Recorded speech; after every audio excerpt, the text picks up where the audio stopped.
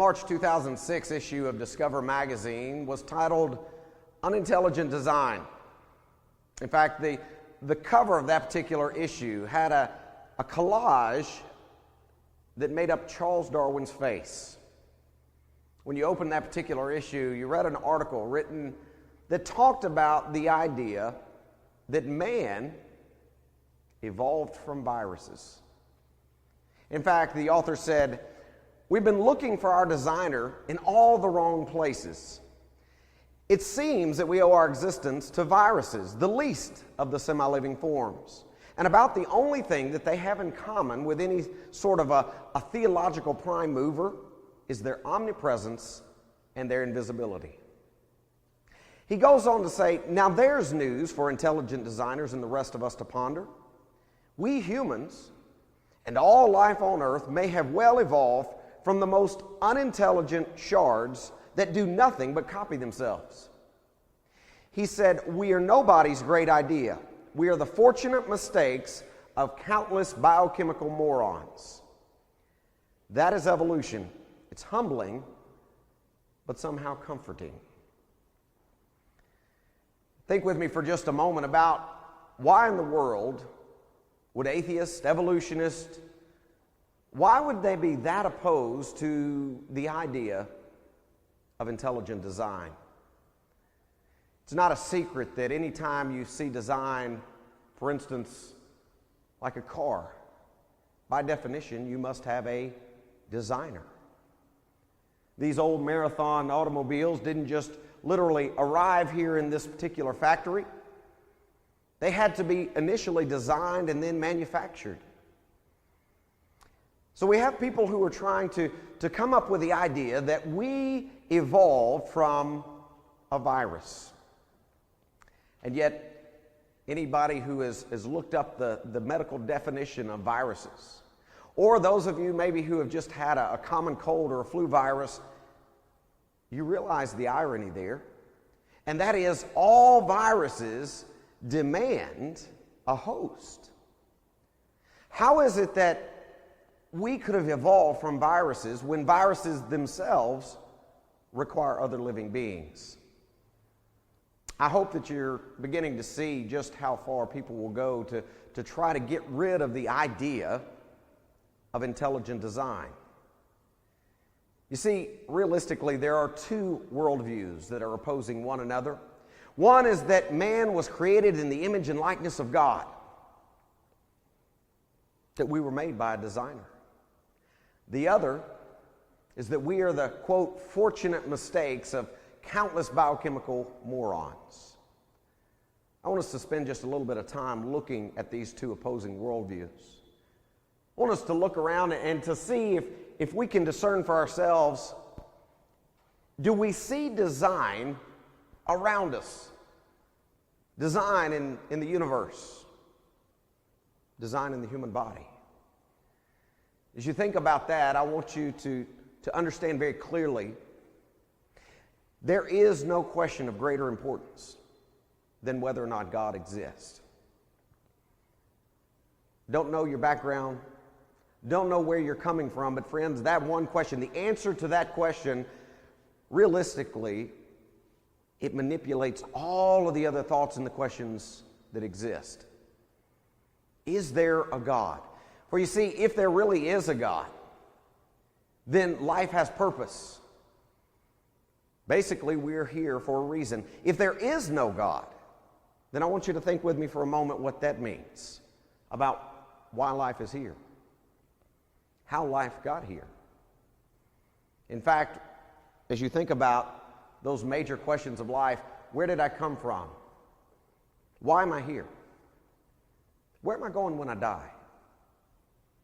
Those three questions, the way in which we answer those particular questions is greatly determined about our worldview, how we view whether or not there really is a God.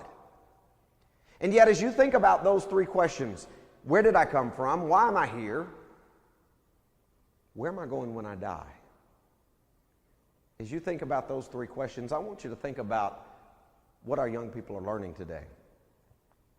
For you see, intelligent design is not allowed in textbooks today. And as such, when it comes to origins of mankind, origins of the universe, right now the only diet that our children are receiving is a steady diet of evolution and atheism. But I want to ask you, what does the evidence say? For you see, I believe that when we look out into space, we see design. Just the very position of the earth itself. And oftentimes we don't think about the location of the earth and what it would require to sustain life. And yet when we start to look at some of those details, we realize we didn't just get here by chance. I want to share with you for just a moment a couple of statistics, and I'll freely admit right up front, I'm not a numbers guy. Those of my friends who know me well, they know that I took calculus in college. That was as much as I wanted.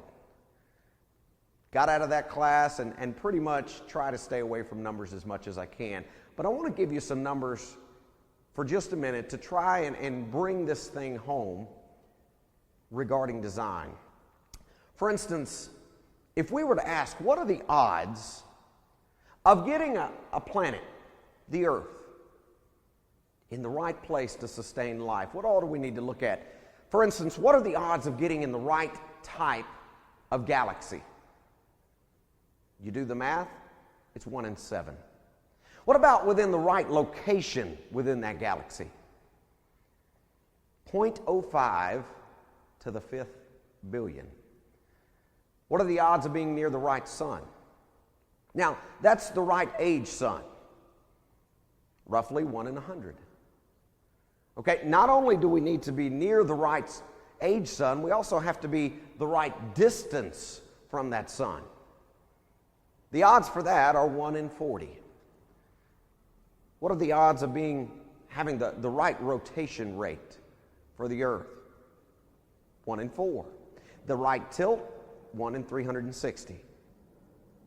And folks, we add all of that up, and then we get the statistical odds of having a heavenly body in just the right place. What I need you to understand, folks, those odds are literally off the chart, and yet we still don't have life yet. We still have to add things like water. For you see, without water, you don't get anywhere. It's one of the reasons why scientists are so anxious to find water on places like Mars. They realize that life is dependent on water. And yet the earth holds just the right amount. Roughly three-fourths of the earth is covered in water, just enough water to allow that water cycle to continue. A water cycle that I would point out, by the way, is referenced in the Bible. You look at things like Ecclesiastes 11 verse 3, Amos 9 verse 6. Long before man ever knew that water cycle was actually in place, ironically, the Bible, the inspired Word of God, had already recorded it. What else do you have to have in order to have a planet that would sustain life? Well, let's see. You got to have the right atmosphere. You've got to have the moon. You say the moon. You know, each and every night we look up out stars, we see that moon, depending on what phase it's in. Do you really know what the moon controls? Folks who live on coastal cities know. They know that it plays a major role in the tides. You ever thought about what would happen if that moon were just a little bit further away? Well, those tides, they would slowly slow down, wouldn't they? And maybe even eventually come to a stop, depending on how far you moved it. If you move the moon just a little bit closer to us, you know those tsunami waves we had just a few short years ago? They would become regular occurrences. Again, if we move that moon just a little bit further away, the tides stop, and you say, okay, what's the big deal? The big deal is this. Those tides actually help keep microscopic plants alive, microscopic plants that are in the ocean. Those microscopic plants actually release oxygen In fact, over 80% of the oxygen that we breathe is coming from plants that are in the ocean. Now, folks, you move the moon just a little bit further away, and suddenly we don't have enough oxygen on this planet for life. Do you see design there? And yet I want you to think about how many of our children, our grandchildren are learning that that moon just got there literally from some cosmological explosion. That it is the result of simply chance and time. Do we see design? Dr. Paul Davies one time made the comment, he said, "There is for me powerful evidence that there is something going on behind it all. It seems as though somebody has fine-tuned nature's numbers to make the universe. The impression of design is overwhelming." Why do evolutionists and atheists not like the design argument? Because, friends, it's real. Anytime that you find design, by definition, you must have a designer. We look at the fact that we have a sun that is the perfect distance from the earth to sustain life. You know, in many homes and definitely in many church buildings, there's an argument going on about the thermostat. Seems as though ladies like the room a little bit different temperature than the guys. And yet God set the temperature for the earth perfectly to sustain life. The earth gives off more energy in a single second than mankind has produced since creation. In fact, I want to read to you a quote from a discovery that they made regarding the earth's relationship to the sun, the earth's orbit. This was actually printed in Science Digest, 1981. I want you to listen very carefully and see if this doesn't scream design to you. The earth moves in its orbit around the sun, departing from a straight line by only 1/9 of an inch every 18 miles. If it departed by 1/8 of an inch, we would come so close to the sun that we would be incinerated. If it departed by 1/10 of an inch, we would find ourselves so far from the sun that we would all freeze to death. Can you imagine asking the Department of Transportation to go out and to pave a road 18 miles long and departing from a straight line by only 1/9 of an inch? Folks, I dare say that they would have a hard time doing that. How is it that the earth knows to slow down and speed up in its orbit? You know, in January, the earth is closest to the sun. July, it's furthest away. When it's closer, the earth actually speeds up to avoid being pulled into the sun. And yet, when it's further away, it actually slows down so that it remains in the position in space that is just right for life. How about our atmosphere? You realize you can't just get a heavenly body in a place and hope that life is going to work. You also have to have the right atmosphere. You've got to have things like nitrogen, oxygen, carbon dioxide in just the right percentages. And yet that's what we have. You know, I don't think as we look at a vintage car just like this one, that anybody would argue that this just happened. And yet, my friends, when you look at what's going on out in space, when you look at the human body is far more complex than this old car. Are we really ready to buy into the idea that there is no evidence for God? You see, when you really start evaluating what's going on, you recognize the fact that everything around us continues to point to the idea that, yes, there is somebody out there. There's someone, something superior that has been here. Are we really ready to believe that the Earth's atmosphere, the tilt, the rotation, the distance to the moon, the distance to the sun, that its placement in the galaxy, that all of these things are simply the product of evolution? I'm here to tell you, friends, it takes more faith to believe that right there than it does the one true living God. Michael Murray had an article that appeared not too long ago called Reason for Hope.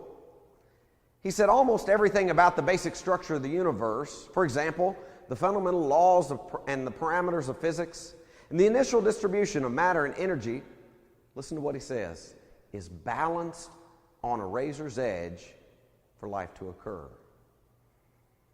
You see, I think an honest, sincere person who is simply evaluating the truth, an honest person who is willing to look at the evidence, recognizes the fact that, yes, there is design.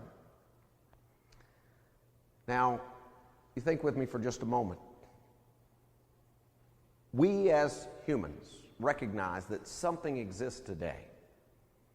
For instance, there's no doubt in my mind that this car physically exists. It is not a hallucination. It's not a figment of our imagination. It's not been photoshopped in.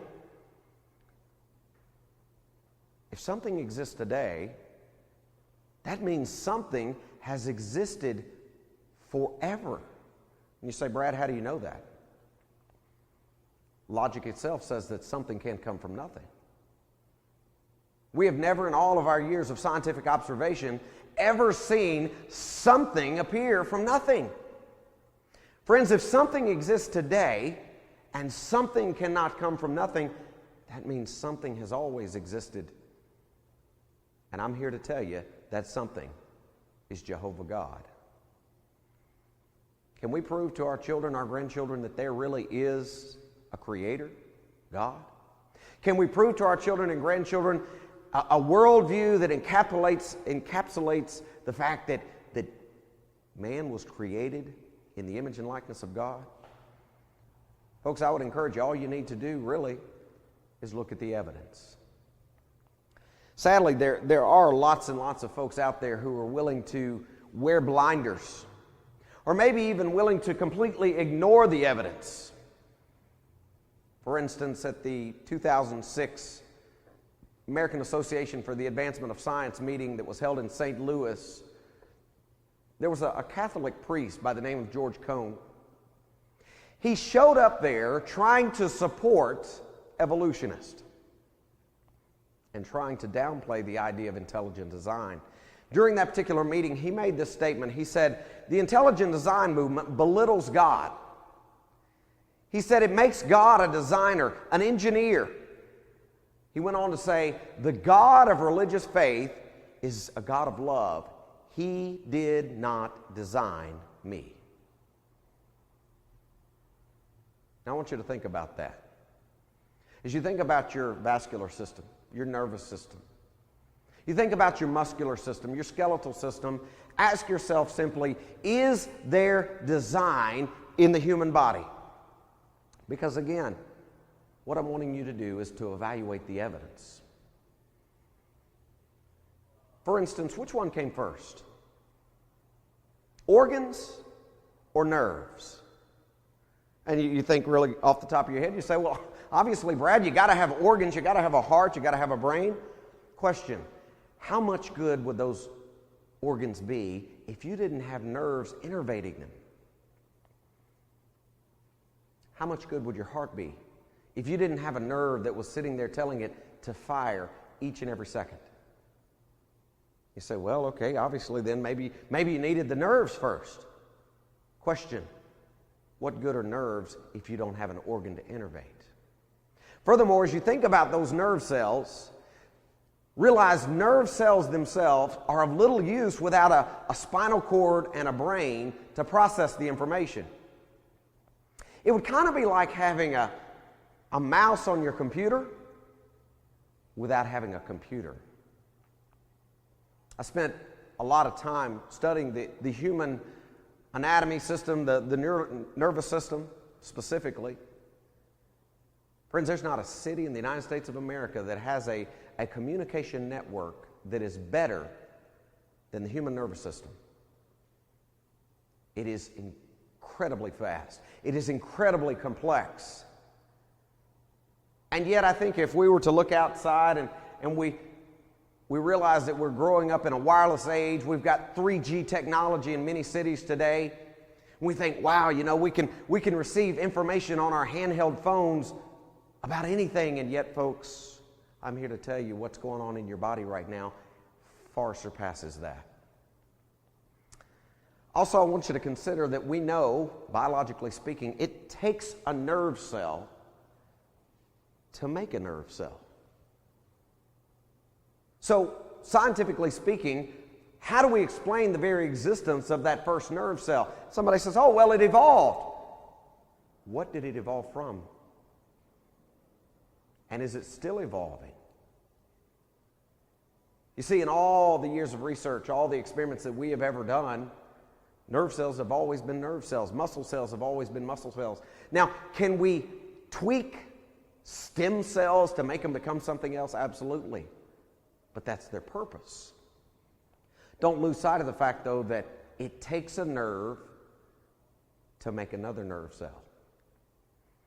In other words, how do you go from having a brain, a living brain that is dependent on food source, oxygen source, how do you get that from a cosmological explosion?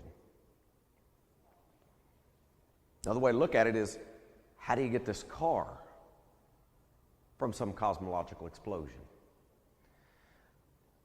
There's a book that was written several years ago, written by a man by the name of Michael Behe. It absolutely caused a furor in the evolution camp. It's called Darwin's Black Box. I should point out, Michael Behe is not exactly what we would call a fundamentalist Christian. In fact, Michael Behe still believes in certain aspects of evolution.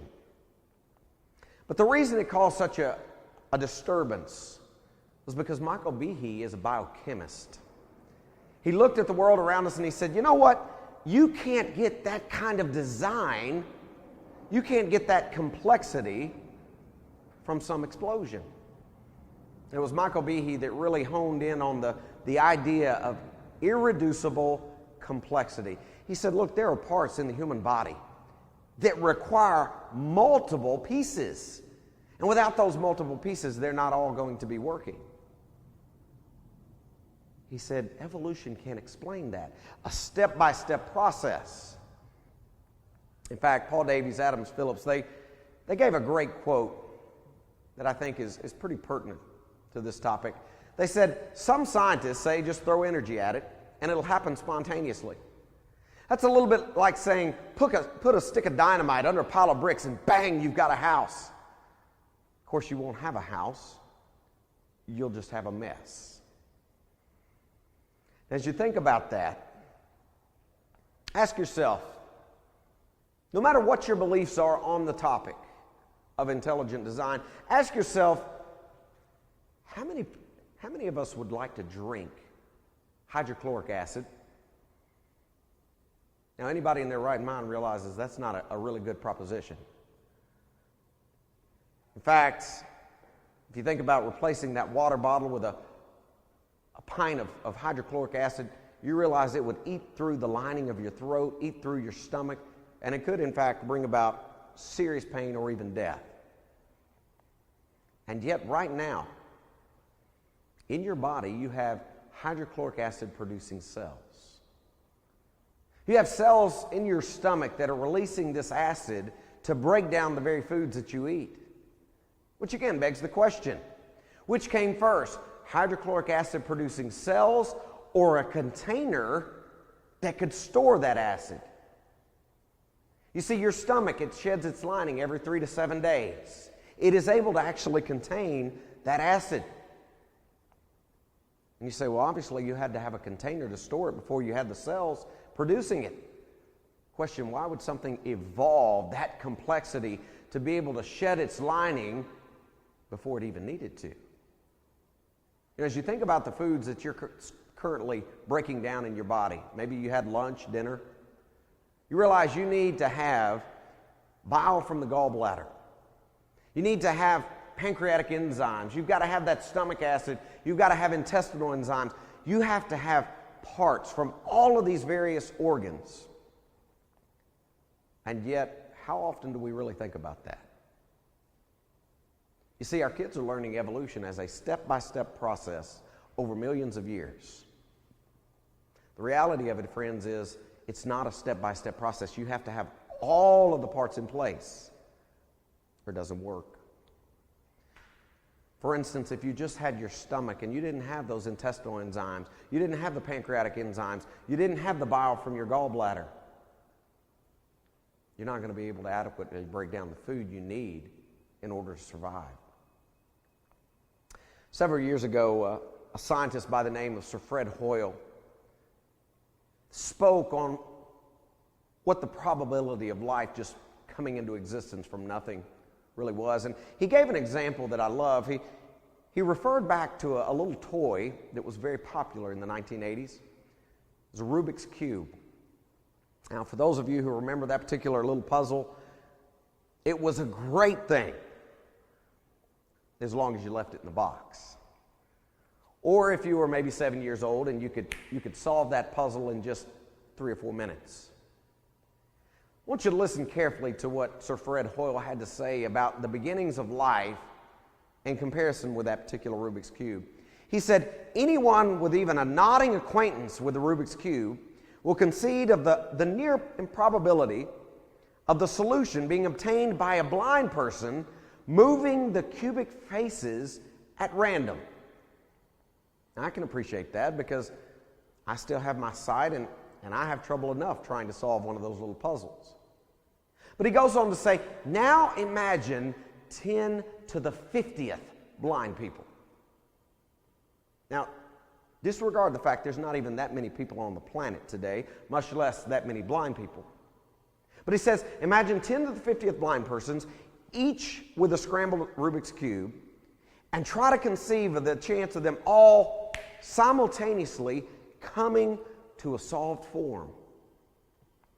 He said, you then have the chance of arriving by random shuffling at just one of the many biopolymers on which life depends.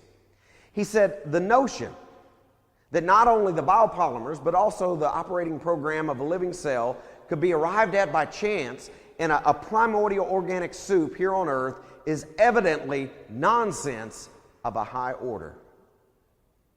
Now, just in case you're not really familiar with who Sir Fred Hoyle is, bear in mind that this was a man who was knighted for his scientific achievement.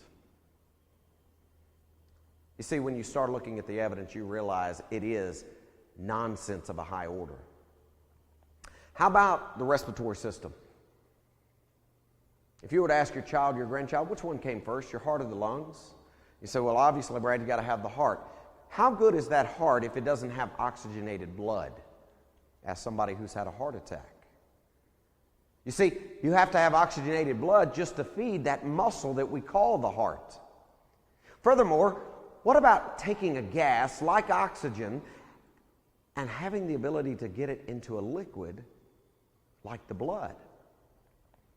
You see, that's not quite as easy a process as it may sound in a textbook. And yet, the further we look, the more that we looked at the human body. We look at, for instance, the pharynx, the mucus-producing cells, not only producing mucus, but having cilia to be able to wipe away the old and to apply a new coat. You start to see incredible design. We look at the human eye that many folks have actually fashioned cameras after the design. And they realize those cameras are designed.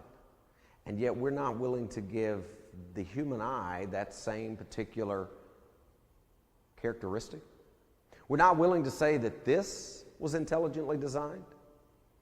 Somebody like Richard Dawkins says, oh, well, maybe it came from light-sensitive spots. Ironically, in all the years of research and study, we've never been able to make any kind of light-resistant spots mutate into anything that even remotely resembles an eye. When you look at those two worldviews, is there a God? Are we made in the image and likeness of God, or are we just countless biochemical morons, the mistakes? Friends, I think if you clearly evaluate the evidence, you recognize the fact that there is design. And design demands a designer.